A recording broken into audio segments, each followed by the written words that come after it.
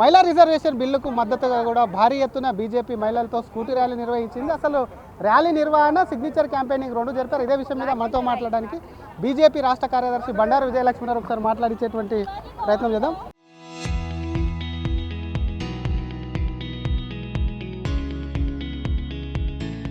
Madam, ఈ rally ద్వారా ఏం చెప్పాలనుకుంటున్నాం? మోడీ గారికి ధన్యవాదాలు చెప్పాలనుకుంటున్నాం. ఈ రోజు దాకా స్వతంత్ర సమరయోధ పోరాటం నుంచి మొదలు పెడితే మహిళా నాయకులు ఎంతమందో ఉన్నా కూడా డెసిషన్ మేకింగ్లో మహిళల పాత్ర ఎందుకో కొంచెం తక్కువ ఉంది. కాబట్టి ఈ బిల్లు తర్వాత ఆ పాత్ర కూడా పెరుగుతుంది.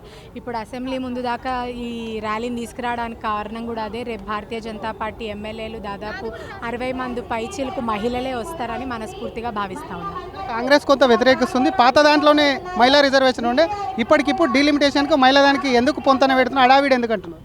అంటే వాళ్ళకి దీంట్లో క్రెడిట్ వస్తలేదు కాబట్టి నిందిస్తున్నారు. కానీ ఈ బిల్లును కూడా అంటే మహిళా సాధికారతకు ముందుకు తీసుకుపోయే ఇట్లాంటి రిజర్వేషన్ బిల్లు కూడా వ్యతిరేకిస్తే వాళ్ళు ఎలాంటి నాయకులో ప్రజలు తెలుసుకోవాల్సిన అవసరం ఉందని భావిస్తాము.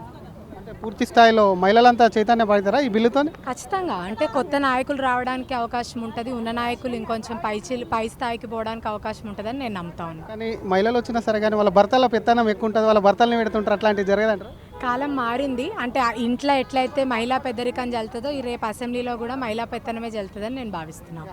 Thank you madam. ఇది మహిళా రిజర్వేషన్కు మద్దతు కూడా ర్యాలీ తీశాము. మహిళలకు చైతన్యం పొందారు. మహిళలకు కూడా అటు మహిళా బిల్లుతోనే కాక సాధికారత కూడా ఖచ్చితంగా అవుతుంది. మోడీకి ధన్యవాదాలు చెప్తూ ర్యాలీ నిర్వహించామని బీజేపీ రాష్ట్ర కార్యదర్శి బండారు విజయలక్ష్మి అంటున్నారు. కెమెరామెన్ గజప్తో శ్రీధర్, RTV, హైదరాబాద్.